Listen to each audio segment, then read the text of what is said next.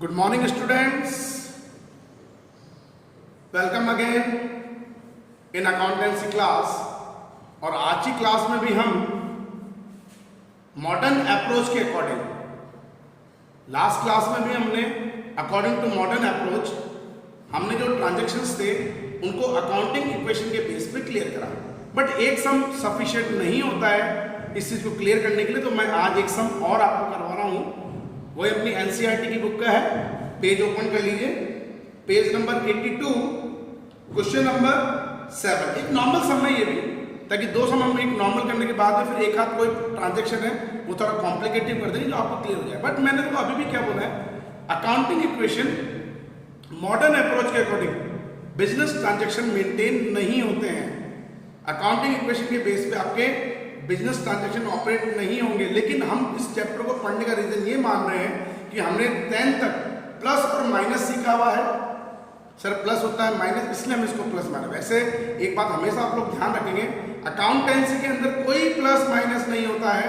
Accountancy में होता है डेबिट एंड क्रेडिट, दो साइड होती है, एक डेबिट साइड होती है, एक क्रेडिट साइड होती है। लेकिन हम प्लस और माइनस जब डेबिट क्रेडिट के बिहाफ पे करेंगे किसी भी वैल्यूज को, मॉनेटरी टर्म्स को, तो कुछ अकाउंटिंग प्रिंसिपल को फॉलो करते हुए, कुछ अकाउंटिंग कॉन्सेप्ट को फॉलो करते हुए आप चलेंगे, जो आगे का हमारा टॉपिक है।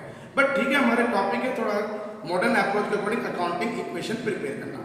अब तो कल भी मैंने एक चीज बताई थी, फॉर्मूला हम यूज करेंगे, that is A equals to C plus L। According to modern approach जब हम बिजनेस ट्रांजैक्शन को अकाउंटिंग इक्वेशन में रिकॉर्ड करते हैं अकॉर्डिंग टू मॉडर्न अप्रोच, तो what is the formula to calculate accounting equation?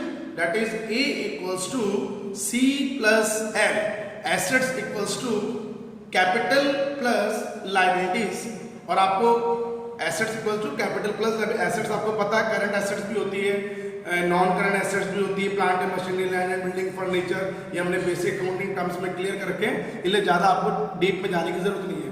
Capital initially हमारे पास में है और उसके बाद में liabilities, creditors, bill payables, outstanding expenses. अभी हम आउटस्टैंडिंग वाला सब नहीं करेंगे, हम वो कल से स्टार्ट करेंगे, कल के वीडियो में मैं आपको दूंगा। ओके, लेकिन अब वो एक नॉर्मली बात हम दोबारा रिपीट कर रहे हैं। जब हम अकाउंटिंग इक्वेशन प्रिपेयर करते हैं, एक हो गया LHS side, that is asset side, और एक right hand side C plus L। लेकिन आप एक बेस रूल पे चलेंगे, दोनों साइड मेरी इक्वल क्यों होनी चाहिए हमको पता है, LHS इक्वल्स टू RHS। लेकिन मैंने बेटा कल एक चीज आपको बताई थी, दोबारा रिपीट कर रहे हैं, ऐसा कोई भी transaction, such transaction which affected on both side, एक ऐसा ट्रांजैक्शन जो दोनों साइड में इफेक्ट करता है, एसेट्स में भी और C प्लस L में भी, तो उसका जो इफेक्ट होगा वो दोनों सिमिलर होगा। अगर वो यहाँ LHS में प्लस हो रही है तो यहाँ भी प्लस होगी, अगर LHS में अगर वो माइनस हो रही है एसेट्स में से, तो लायबिलिटीज में से भी माइनस होगी। बट ऐसा कोई भी ट्रांजैक्शन, सर ट्रांजैक्शन जो केवल वन साइडेड इफेक्टेड होते हैं, या तो LHS में इफेक्ट पड़े या RHS में, तो एक एसेट्स में तो प्लस होगा और दूसरे एसेट्स में सिमिलरली माइनस होगा, और एक लायबिलिटी में प्लस होगा तो सेकंड लायबिलिटी में माइनस होगा। ठीक है, ये बेसिक रूल है हमारे पास अकाउंटिंग इक्वेशन का। दोनों साइड है प्लस प्लस या माइनस माइनस। अगर एक साइड है तो एक वैल्यू में प्लस होगा, एक एसेट्स में प्लस, दूसरी एसेट्स में से माइनस। ये भी हम और क्लियर कर लेंगे, कोई बड़ी बात नहीं है।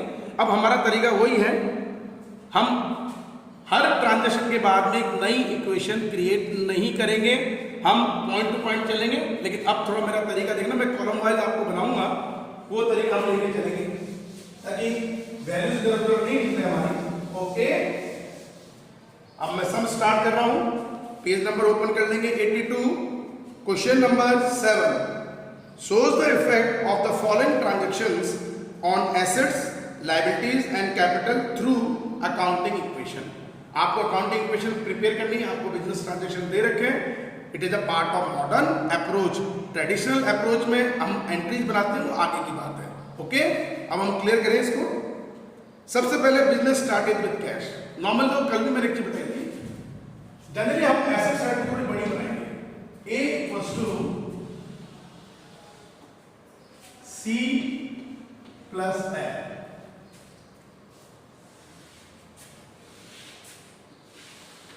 ओके, ठीक है। अब मैं अलग अलग कॉलम करूंगा एसेट्स के भी।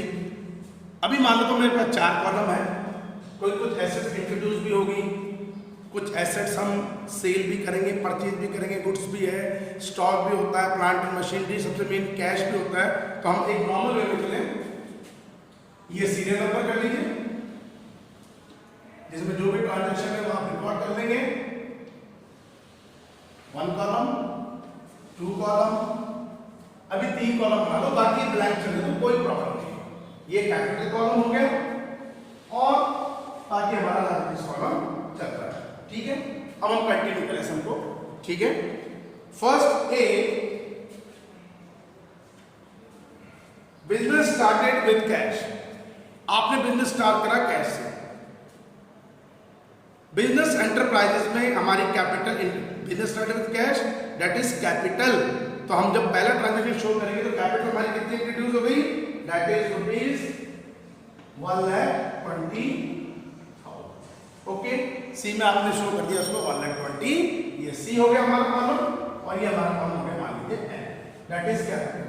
ओके, लेकिन जब बिजनेस स्टार्ट होगा, एक नेचुरली बात है, प्रोप्राइटर इंट्रोड्यूस करेगा तो आर्टिफिशियल पर्सन के पॉइंट ऑफ व्यू से, हमारी बिजनेस ऑर्गेनाइजेशन के पॉइंट ऑफ व्यू से फॉर्म में पैसा आ रहा है, फॉर्म को पैसा मिल रहा है तो कैश आ रहा है, तो कैश पे हमारे एसेट्स है, पॉजिटिव इफेक्ट पड़ेगा। तो मेरी पहली एसेट तो मैं लेके चलूंगा यहाँ पे, दैट इज कैश। चाहे इसको भी आप पहले फर्स्ट इक्वेशन अकॉर्डिंग लीजिए, capital. Okay, that is 1,20,000 and cash that is also 1,20,000। Okay, ये हमारा पहला पॉइंट हो गया। अब आप हर इक्वेशन के बाद में, हर ट्रांजैक्शन के बाद में अपनी इक्वेशन को वेरिफिकेशन करेंगे कि दोनों साइड हमारी इक्वल है कि नहीं है। बिल्कुल नॉर्मली बात है, इक्वल चल रहा है, 1,20,000 और 1,20,000। ओके, अब एक लाइन का गैप देके हम लेंगे second point B, that is rent received not paid. Rent received 10,000, एक नेचुरल बात है, हम जब रेंट रिसीव करेंगे तो हमारे पास कैश आएगा। तो कैश में बेटा ये मेरा पॉजिटिव है कि नेगेटिव है, रिसीव्ड मतलब पैसा आया, कैश पॉजिटिव है। अब इसको मैं कैश में ऐड कर दूंगा 10,000। लेकिन मैंने कल भी एक चीज बताई थी आप लोगों को, जितने भी नॉमिनल नेचर अकाउंट होते हैं, all kind of expenses, losses, income, gain, ये हमारे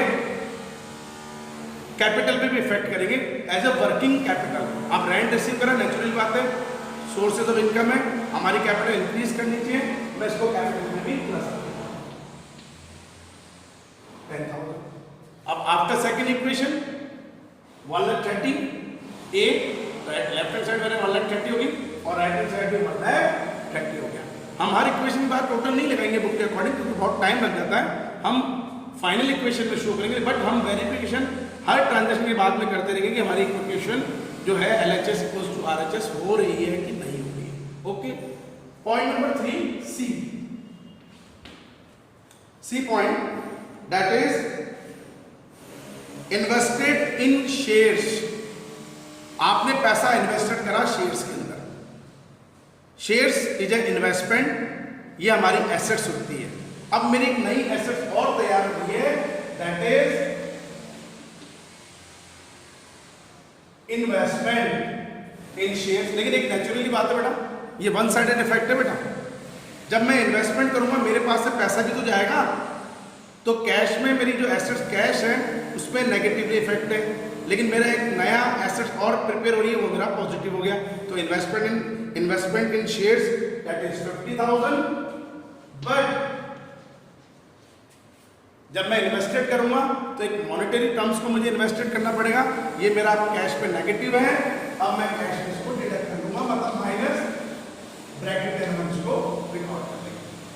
मैंने अभी सम कराने से पहले एक चीज आप लोगों को एक्सप्लेन करी थी, अगर कोई भी ट्रांजेक्शन वन साइडेड इफेक्ट होगा अकाउंट इक्वेशन में तो एक प्लस एक माइनस, और डबल साइडेड इफेक्ट है, दोनों साइड में, यहाँ भी प्लस है LHS में तो राइट हैंड साइड में प्लस होगा, माइनस नहीं होगा, अपोजिट नहीं चलेंगे। अगर वहां माइनस है तो यहाँ भी माइनस चलेगा। ओके, अब वही अगर मैं कैलकुलेट करूँ तो सेम है, कोई मार्कों का इफेक्ट नहीं है, प्लस हो गया ये माइनस हो गया, ठीक है। D point, transaction D, received dividend. सबसे पहले हम ये क्लियर करें, sir what is the meaning bye dividend?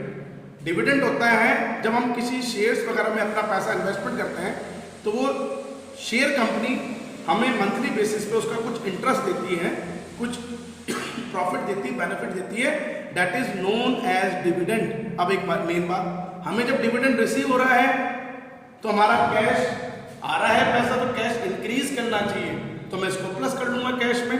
How many amount? That is rupees 5000। It is a part of income. मैंने अभी पहले एक चीज क्लियर कर दी है, जितने भी एक्सपेंसेस, लॉसेस, इनकम, गेन, इन सब का इफेक्ट कैपिटल पे भी पड़ेगा। अगर कोई इनकम एंड गेन है तो पॉजिटिव इफेक्ट, और कोई एक्सपेंसेस लॉसेस है तो negative. It is a positive, हमें डिविडेंड रिसीव हो रहा है तो कैपिटल में भी हम इसको प्लस कर देंगे। सिमिलर लाइन लेके चलना, मेरे पास तो लाइन नहीं, आपके पास लाइन मिल जाएगी। 5000, okay. D, next E, purchase goods on credit from Ragini.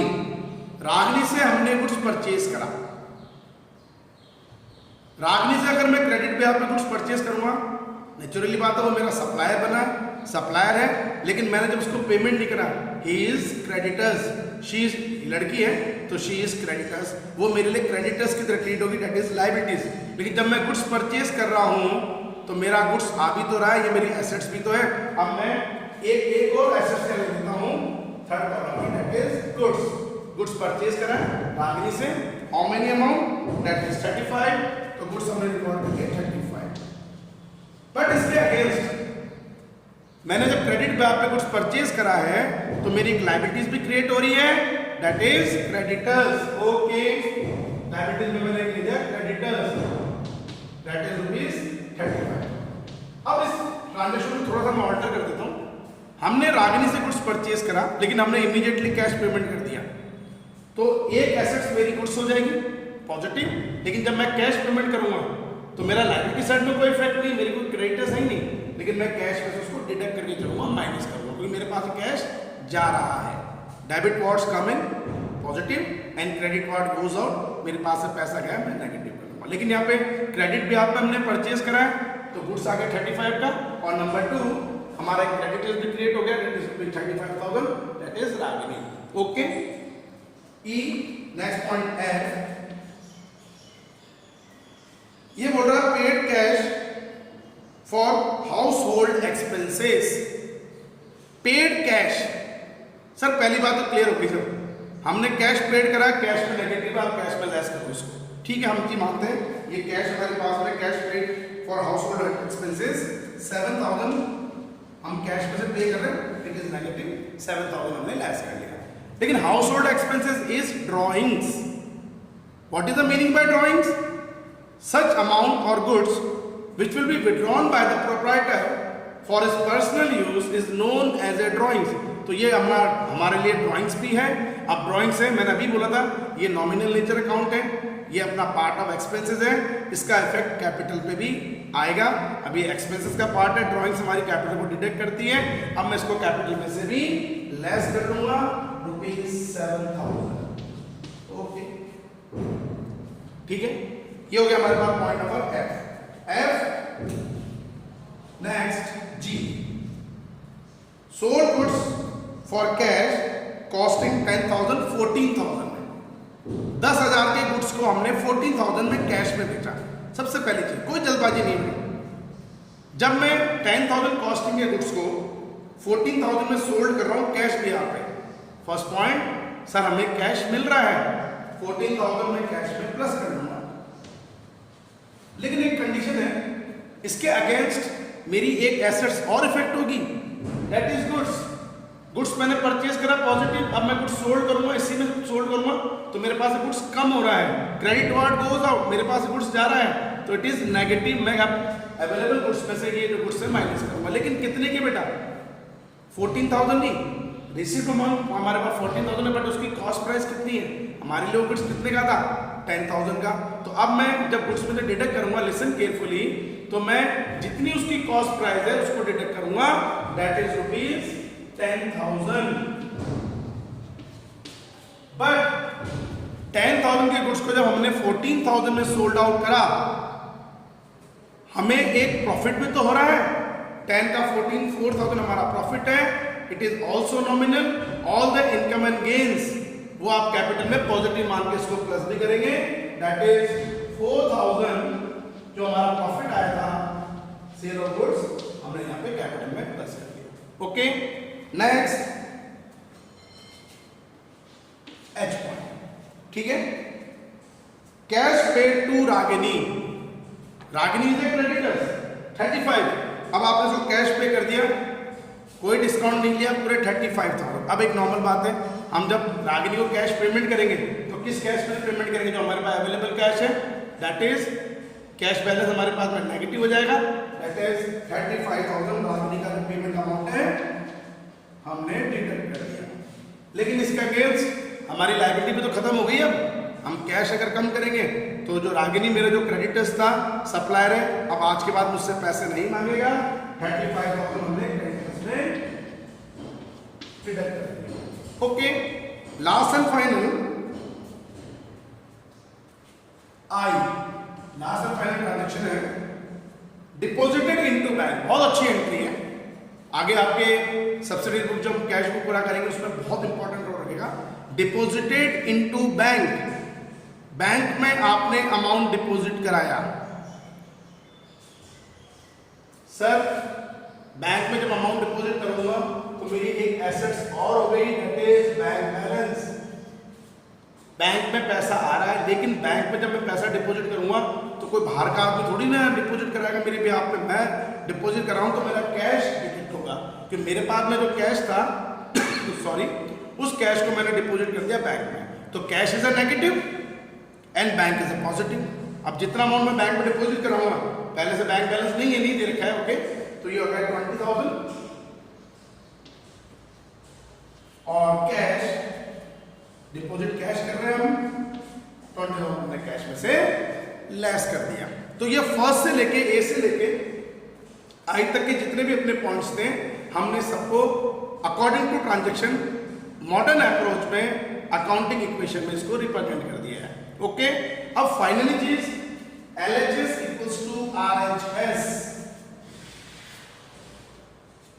अब मैं लगाऊंगा दोनों तरफ का टोटल जो जनरली इक्वली आना चाहिए। सबसे पहले कैश बैलेंस मैक्सिमम ट्रांजेक्शन इसी का होता है, इसको देख लेते हैं। 120 plus 10 130, 130 minus 50,000 plus 5,000 minus 7,000 plus 14,000 minus 35,000 minus 20,000, that is 37,000। जो हमारा कैश का बैलेंस आ गया वो आ गया 37,000। ओके, इन्वेस्टमेंट एज यूजुअल, कोई एडजस्टमेंट नहीं। 50 goods 35 minus 10 that is 25,000 and bank is at 20,000। अब आप इसका एक टोटल लगा लीजिए कि अब ए से लेके आई तक के ट्रांजैक्शन को रिकॉर्ड करने के बाद में अब मेरी टोटल एसेट्स कितनी होगी? Okay, 37 plus 50 87,000 plus 25 plus 20,000 that is 1,32,000। अब जो राइट हैंड साइड है वो भी इतनी ही आनी चाहिए, वो डिफरेंस नहीं होनी चाहिए। ओके, टोटल करें हम, ये तो जीरो हो गया। अब capital 120 plus 10 130 130 135 minus 7 plus 4 equals to correct, that is 132 132। Okay, अब आपने कंपेयर कर लिया LHS 132 RHS 132, क्योंकि अकाउंटिंग इक्वेशन का मतलब ही क्या हो गया? Both side are equal after final equation. तो इस सम में हमारे पास में जो अमाउंट हो गया है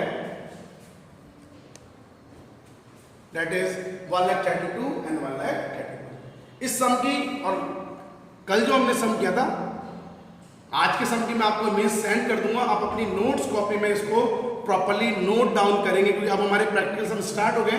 तो जो भी सम मैं बोर्ड में आपको करा रहा हूँ उसकी मैं इमेज आपको सेंड करता रहूँगा व्हाट्सएप के थ्रू, आप उसको कॉपी में नोट डाउन कीजिए। कल के बाद में अब मैं आपको बीच में फिर संडे आ जाएगा हमारे पास में, मैं आपको सम करने के लिए दूंगा, वो आप लोग सम सॉल्व करके देखेंगे। ओके, नॉर्मली सम कीजिए अभी अकाउंटिंग इक्वेशन के 2-3 सम के बाद में फिर हमारा मॉडर्न अप्रोच स्टार्ट हो जाएगा। तो आज की क्लास आज ओवर करते हैं। Thank you, be safe at your home and do your study in regular basis.